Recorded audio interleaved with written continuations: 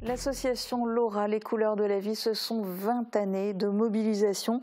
Votre combat a commencé en 2004, année du décès de votre fille Laura, en juillet, après 6 ans de lutte contre la maladie. Vous avez lancé l'association quelques mois après, en décembre. Pour vous, fonder l'association Laura, les couleurs de la vie, c'est un exutoire ? Effectivement, quand il nous arrive une chose pareille, quand on perd un enfant, il faut essayer de se relever parce que c'est la chute totale. Donc moi je voulais absolument faire quelque chose pour les enfants malades. J'en ai vu plein à Nancy, j'en ai vu partir plein.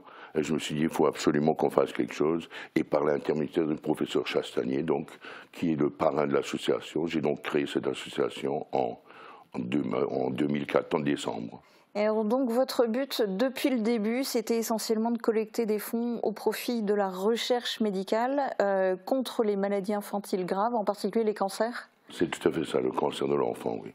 Au début, on soutenait l'AREMIG, qui avait créé la maison des parents, où on logeait pendant que Laura était soignée, et l'AREMIG poursuit les mêmes buts. Alors après, j'avais envie de créer ma propre association, en prenant donc le professeur qui faisait des recherches dans son laboratoire à la faculté de médecine de Nancy comme parrain.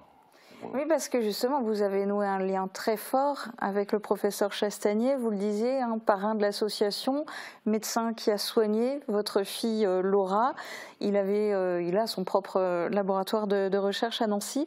Est-ce que quelque part son prochain départ à la retraite, ça a joué dans votre décision d'arrêter ? Oui, bien sûr. Oui, bien sûr, puisque il ne poursuivra plus les recherches non plus, et on ne sait pas ce qui va se passer vraiment.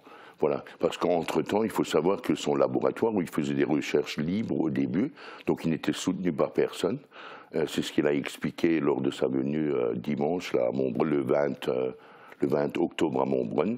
Il a expliqué que c'est grâce au fonds de l'association Laura et d'autres associations que nous soutenons qu'il a pu faire ces travaux qui sont maintenant mondialement connus, puisqu'il les a présentés aux États-Unis, en Chine, dans plein de pays du monde, et des protocoles ont été faits suite à des recherches faites à Nancy. Mais entre-temps, le laboratoire a été labellisé et fait partie maintenant du CNRS. Donc voilà. Donc ça change la donne. Vous n'étiez pas, au niveau de l'association Laura, les couleurs de la vie, vous n'étiez pas à 100% que pour la recherche, vous vous êtes aussi mobilisé, même si c'était un petit peu dans une moindre mesure, mais plusieurs centaines de milliers d'euros quand même. Vous êtes mobilisé aussi au profit du service pédiatrique de l'hôpital Robert Pax. En fait, clairement, vous ne vouliez pas œuvrer que pour la recherche. Tout à fait, on voulait aussi faire quelque chose pour les enfants du secteur du pays de Beach, Sarreguemines. Voilà. Alors donc, je vais quand même vous donner quelques chiffres, même si ce n'est pas le plus important. On a reversé donc 325 000 € au service pédiatrique de l'hôpital de Sarreguemines, service pédiatrique Robert Pax, et 676 000 € pour la recherche médicale du professeur Chastanier, donc ce qui amène au million, 1000 euros. Vous venez d'atteindre un total d'1 million d'euros reversés à ces deux causes. À l'époque de la création de l'association, est-ce que vous imaginiez réunir autant d'argent? Est-ce que vous étiez fixé un objectif? Alors, l'objectif, c'était de récolter le plus de fonds possible, bien sûr, mais de là à imaginer 1 million d'euros, c'est parce qu'il y a eu un engouement pas possible, et je voudrais remercier du fond du cœur toutes les personnes, toutes les associations qui nous ont soutenus, parce que c'était énorme, et aussi remercier TV Mosaïque aussi, puisque la première interview a été faite par Francis Hoffman, qui a interviewé le professeur Chastanier, qui a présenté, on a présenté ensemble cette association. Oui, que ce soit TV Cristal ou Mosaïque et ensuite Mosaïque Cristal, on vous a accompagné tout au long de cette aventure. Et d'ailleurs, sur ce plateau, en 2022, il y a 2 ans, je vous avais comme invité de l'émission quotidienne et vous aviez lancé un appel pour qu'il y ait de la relève au sein de l'association dans laquelle vous n'étiez à l'époque plus que 9. Cet appel, il n'a finalement pas été entendu? Pas vraiment, disons. Bon, des bénévoles, on en trouve toujours. Par contre, des gens qui veulent s'investir complètement, qui veulent rentrer dans un comité, c'est de plus en plus difficile, mais je pense que ce n'est pas relatif à notre association, c'est relatif à toutes les associations, je pense. De manière générale, mais bon, il y avait quand même eu cet espoir. Et là, finalement, dans très peu de temps, vous allez dissoudre l'association, vous allez complètement tourner la page?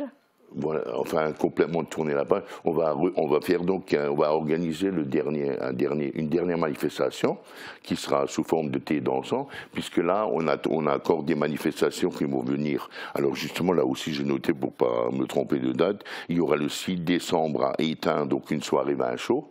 Il y aura aussi une remise de chèques des JSP de Rohrbach en janvier, le 18 janvier, qui nous suivent depuis des années.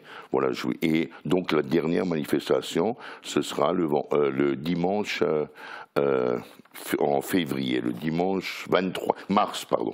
Le dimanche 23 mars, un dernier thé dansant dans la salle de Montbronn. Et ensuite, vous allez dissoudre l'association. Voilà. On remettra donc le dernier chèque et ensuite, oui, on va tirer un trait. Maintenant, s'il y a des gens qui donnent encore des dons, on les remettra bien sûr à l'hôpital de Sarreguemines, au service pédiatrie. On ne va pas garder d'argent pour nous.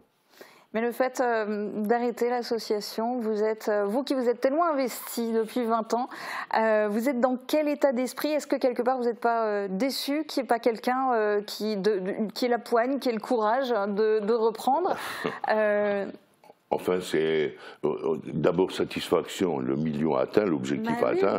Et bien sûr, vous avez raison, une petite déception aussi, mais je serai toujours bénévole pour pouvoir aider comme j'ai je fais de la musique, donc je peux aider d'autres associations. Si vraiment ils me demandent, je fais du bénévolat en maison de retraite, donc j'aurai toujours une activité à côté, voilà. Et c'est rare, le professeur Chasselier l'a encore souligné à Montbronn, c'est rare qu'une association de ce type se pérennise pendant 20 ans. Voilà. C'est énorme. C'était une formidable aventure. Quel est le regard que vous portez 20 ans après sur cette aventure? Moi, je dirais que c'est une aventure exceptionnelle. On a été cette mobilisation générale de tout le monde, ce soutien, je peux vous garantir que ça fait très très chaud au cœur, et j'ai une pensée pour tous les parents qui ont des enfants malades, parce que c'est très très dur. Merci beaucoup d'être venu témoigner dans cette émission, et puis bravo pour tout ce que vous avez accompli pendant ces 20 ans. Et soutenu pendant les 20 ans. Mais c'est la moindre des choses, bravo.